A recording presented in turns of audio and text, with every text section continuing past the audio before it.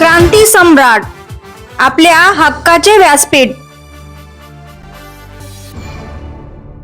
ताज्या बातम्या, मनोरंजन आणि व्हायरल बातम्यांसाठी क्रांती सम्राट न्यूज चॅनल आजच सबस्क्राईब करा. नमस्कार. आज आपण इथे सगळे जमलेले उपस्थित पत्रकार बांधवांचे आम्ही आभार मानतो. हा इथे सगळे कस्टमर आणि सदस्य जमलेले आहेत, समिती आहे. हा प्रोजेक्ट 2012-13 सुरू झाला. रॉयल कन्स्ट्रक्शन या डेव्हलपर यांच्या नावाखाली हा प्रोजेक्ट सुरू झाला, राधावसन आणि रॉयल कॉस्मॉस या नावाने. त्याच्यात रॉयल कॉस्मॉस या बांधकाम मालकांचे म्हणजे बिल्डर यांचे पार्टनर होते आमिर सुलतान साहेब, प्रमोद तिवारी साहेब, असे 2-3 पार्टनर होते. त्यांनी हा प्रोजेक्ट कंप्लीट होत नाही म्हणून आताचे सध्याचे बिल्डर आहेत आसरा बिल्डर्स अँड डेव्हलपर्स, ज्याचे मालक अयाज मर्चंट आहेत, त्यांच्याकडे हा प्रकल्प प्रोजेक्ट हँडओव्हर केला होता. ते हँडओव्हर करताना डेव्हलपमेंट ॲग्रीमेंट सगळ्या आधीच्या बिल्डरच्या म्हणजे आमिर सुलतान, रॉयल कन्स्ट्रक्शन यांच्या नावावर होत्या. पण जेव्हा ह्यांना हँडओव्हर कोणाला, आसरा बिल्डर्स यांना, अयाज मर्चंट यांना प्रोजेक्ट हँडओव्हर करताना तो प्रोजेक्ट डेव्हलपमेंट ॲग्रीमेंट ट्रान्सफर केली नव्हती. पण त्यांना स्पेसिफिक पॉवर, आताच्या आसरा बिल्डर्स अँड डेव्हलपर्स यांना स्पेसिफिक पॉवर्स दिली होती. त्या पॉवर्सच्या अनुषंगाने डेव्हलपमेंट ॲग्रीमेंट कॅन्सल करायची गरजच नव्हती. जर एवढी स्पेसिफिक पॉवर असताना आणि आताचे बिल्डर आसरा डेव्हलपर्सचे अयाज मर्चंट यांनी ह्या पॉवरच्या जोरावर जर रजिस्ट्रेशन, जर इतर गोष्टी केल्या होत्या, कस्टमर लोकांकडून पैसे घेतले होते, तर त्यांनी 2023 साली पनवेलच्या सिव्हिल कोर्टामध्ये दावा दाखल का केला की डेव्हलपमेंट ॲग्रीमेंट मला पाहिजे.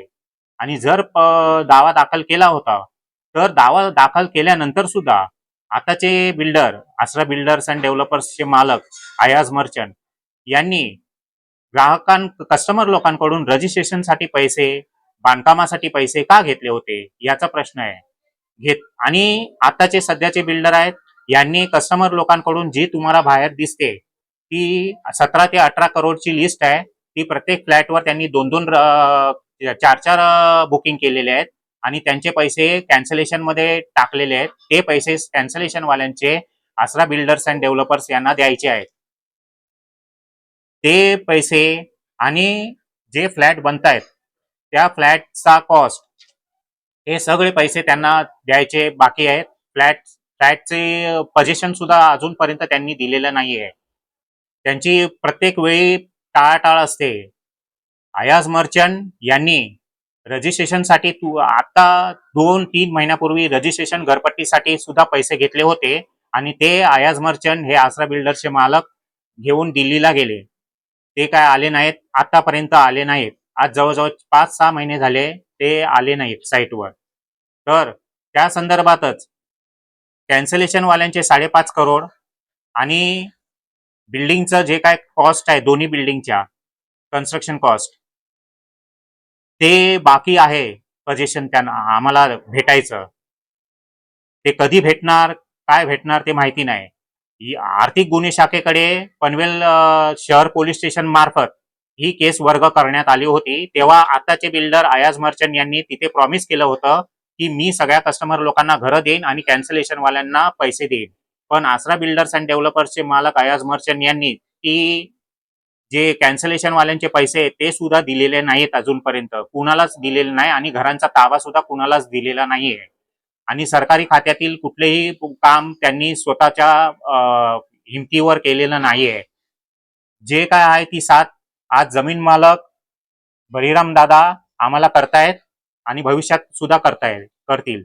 आमची एवढीच एक मागणी आहे की जे काय 5-5.5 आमचं आता एक ठराव झाला की आताचे बिल्डर आसरा डेव्हलपर्सचे मालक अयाज मर्चंट यांनी जी काय एक्सेस अमाऊंट घेतलेली आहे, अधिकची अमाऊंट घेतलेली आहे कस्टमर लोकांकडून, ती 5 ते 5.5 करोड रुपये त्यांनी आणावे आणि प्रोजेक्ट सोडून जावा.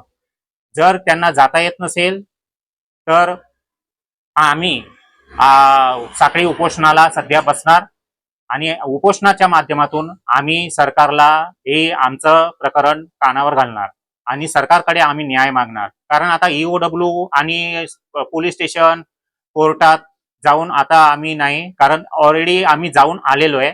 तर त्यामुळे आम्ही आता पनवेल डायरेक्ट उपोषणाला बसून सरकारकडे न्याय मागू. सरकारने आम्हाला न्याय द्यावा. आसरा बिल्डर्स अँड डेव्हलपर्स याचे मालक अयाज मर्चंट यांना सुद्धा आपल्या प्रेसच्या माध्यमातून विनंती करतो की जे काय आम्ही अटी आता ठेवलेल्या आहेत उपोषणाला बसायच्या आधी, त्या 7 दिवसाच्या आत आम्हाला त्या अटी मान्य करून त्यांनी द्याव्या. तसा प्रकारचा आम्हाला लिहून द्यावं लेखी की मी 5 करोड रुपये देतो आणि प्रोजेक्ट सोडतो. जर सोडला नाही प्रोजेक्ट तर आम्ही उपोषणाला बसणार. पहिलं साखळी उपोषण असेल त्यांच्या विरोधात, अयाज मर्चंट आसरा बिल्डरचे मालक यांच्या विरोधात. दुसरं जर नाही झालं ते कोणी जर त्याची दखल घेतली नाही तर त्याच्यानंतर आम्ही डायरेक्ट आमरण उपोषणाला बसणार आणि त्या संदर्भात आम्ही ग्रामपंचायत, कमिशनर साहेब, मुख्यमंत्री साहेब सगळ्यांना आम्ही पत्र पाठवणार आहे. मसन भोईर, राणा उसरली खुर्द, सर्वे नंबर 21/1, उसरली गावठाणमध्ये प्लॉट मोडतोय.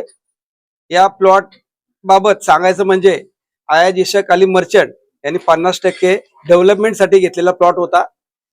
तसे न करता त्यांनी 126 लोकांची बुकिंग घेऊन डबल रजिस्ट्रेशन केलेले आहेत. त्यामुळे लोकांची अमाऊंट जवळजवळ 18 कोटीच्या आसपास गेलेली आहे. 50% बिल्डिंग अजून रेडी झालेली नाही.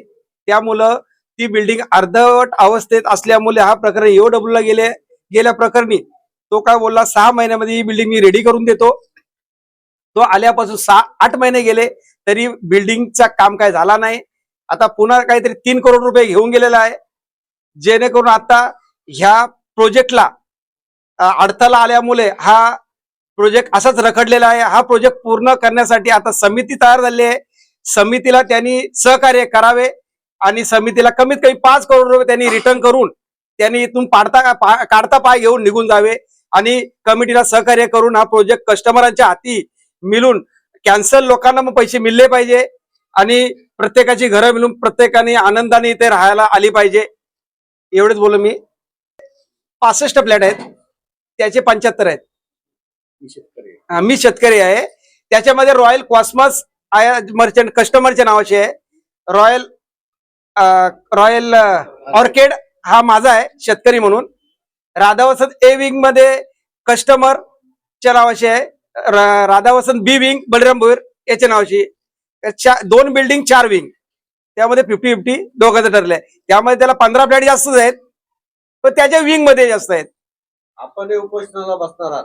हा, माझा सहकार्य पूर्ण पाठिंबा या ग्राहकांच्या सोबत आहे आणि मी ठामपणे त्यांच्या पाठीशी उभा आहे म्हणून बोलतो. हा आयात मर्चंट 2000 कमीत कमी 4 ते 5 वर्ष याला आमिर सुलतानी प्रोजेक्ट हँडओव्हर केलेला आहे आणि यांनी 4 ते 5 वर्षामध्ये कमीत कमी 17 ते 18 करोड रुपये उचललेले आहेत आणि हा प्रोजेक्ट आहे फक्त 10 ते 8 करोडचं. यांनी कमीत कमी 5 ते 6 करोड रुपये कमिटीला हँडओव्हर करावं आणि ते पैसे आमच्या थ्रूनी कमिटीच्या माध्यमातून आम्ही कॅन्सलेशनवाल्यांना रिटर्न करणार आहोत. कारण त्याच्यावर आता बघायला गेला तर त्याच्यावर विश्वास कोणाचाच नाही. काही कस्टमर त्यांनी चेक दिलेत, त्या चेकवर सुद्धा त्यांनी मिस्टेक केलेली आहे आणि चेक देता त्यांनी असे लिहून घेतलेत की ज्यावेळी मी सांगणार तुम्हाला, आयात मर्चंटनी लिहून घेतलंय, मी सांगणार तुम्हाला तेव्हाच चेक मी बँकेमध्ये जमा करा. आज एकेकाला चेक दिलेले 4-4, 5-5 वर्ष झाली पण त्या अजूनपर्यंत चेक कोणी टाकले नाही बँकेमध्ये. याच्यावर आता विश्वास राहिलाच नाही कोणाचा. याच्याकरता यांनी 5 ते 6 करोड रुपये आमच्याकडे द्यावा. आमच्या माध्यमातून आम्ही कॅन्सलेशनवाल्यांना वाटू आणि जर त्यांनी हे पैसे दिले नाही तर आम्ही अमर उपोषण, साखळी उपोषण कंपल्सरी ठामपणे जोपर्यंत याच्यावर कारवाई सरकार करत नाही तोपर्यंत आम्ही ठाम राहणार. 2000 म्हणजे या रॉयल कॉस्मॉस आणि राधा वसंत कॉम्प्लेक्सचे एक कस्टमर आहे. 2012 मध्ये मी आमिर सुलतान आणि प्रमोद तिवारी यांच्याकडे बुकिंग केलेलं होतं. 1.5 लाख रुपये देऊन आम्ही बुकिंग केलं. त्याच्यानंतर साधारण 2019 मध्ये आसरा एंटरप्राइजेसचे proprietor mister Ayaz Ishaq merchant ह्यांनी हा प्रोजेक्ट ह्यांना हँडओव्हर केला गेला. आणि मग आम्ही त्याच्याकडे पुढे कंटिन्यू केलं आमचं जे बुकिंग होतं ते. ऍक्च्युली आम्ही विचार करत होतो की आपण हे कॅन्सल करूया, कारण इथे आम्हाला काहीच डेव्हलपमेंट दिसत नव्हती. पण जेव्हा आम्ही बघितलं अय्याज इशक मर्चंट हा रेडीनेस दाखवतोय आणि हा काम करणार आहे, मग आम्ही हा प्रोजेक्टमध्ये इन्व्हेस्टमेंट केलं. त्या पिरियडमध्ये म्हणजे कोरोना पिरियड होता, त्याला कोणाच कस्टमर कडून पैसे येत नव्हते आणि आम्ही साधारण 1 करोड रुपये त्याला इन्व्हेस्टमेंटसाठी पुढे दिले. मी बँक एम्प्लॉई आहे, एक्स बँक एम्प्लॉई. 25 वर्ष मी बँकेमध्ये जॉब केला. मी माझं VRS घेतली, आमचा एक प्लॉट विकला आणि मला जे पण काही क्युम्युलेटेड बेनिफिट्स मिळाले ते पूर्ण मी या बिल्डरला दिले, अय्याज इशक मर्चंट. आणि आता असं झालेलं आहे की त्यानंतर हे काम रखडलं. हे पुढे आम्हाला काहीच डेव्हलपमेंट दिसेना. बुकिंग करताना मी 2 गाळे आणि 2 फ्लॅट्स असे रॉयल कॉस्मॉस मध्ये घेतले होते, पण त्याच्यानंतर आम्हाला काहीच पुढे प्रोग्रेस दिसेना.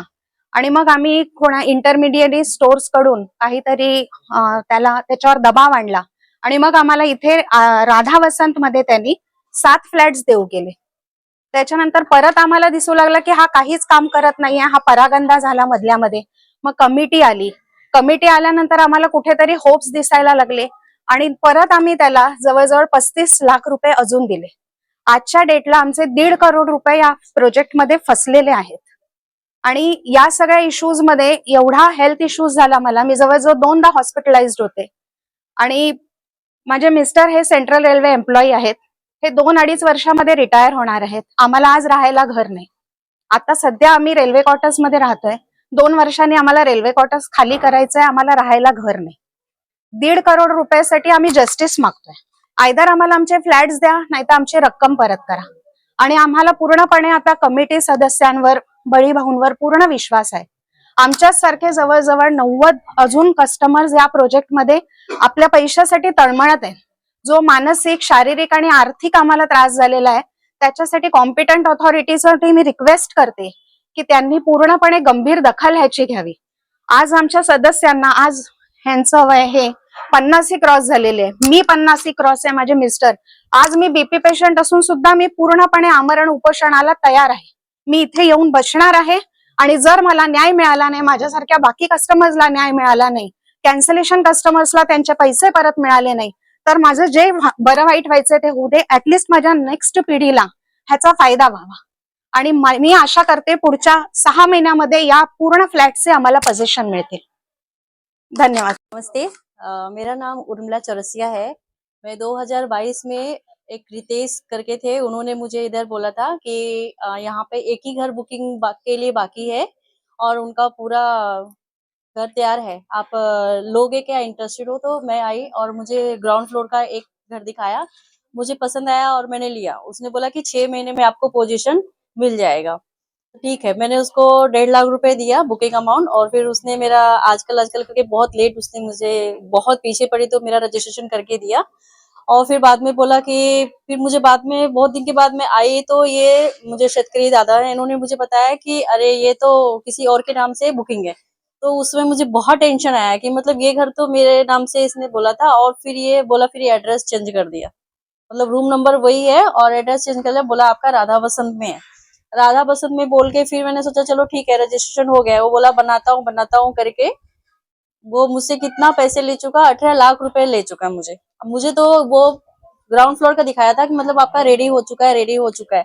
वो नदीम था जो मुझे बार बार वीडियो और फोटो भेजता था, बोलता था कि देखो आपका काम पूरा रेडी हो गया है, लास्ट में ग्राउंड फ्लोर होएगा.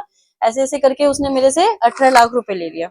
और फिर उसके बाद मेरा घर भी नहीं दिया उसने, और रजिस्ट्रेशन जो मैंने घर लिया था वो किसी और का रजिस्ट्रेशन कर दिया. और मुझे ये बिल्डिंग में बोला कि आपका, जब बात खुली तो बाद में उसने बोला कि आपका घर इधर बुकिंग है. फिर से उसने मेरे से पैसे उठाया और तब से वो ना मेरा घर दिया और ना मुझे वो प्रॉपर जवाब देता है. और अगर बात करेंगे, कुछ पूछेंगे तो मुझे कोर्ट का, कचहरी का, पुलिस का, इसका उसका धमकी देता है. ऐसे लगता है कि जैसे मैंने नहीं उसको पैसे दिए है, उसने मुझे दिया है. ओ अयाज मर्चेंट.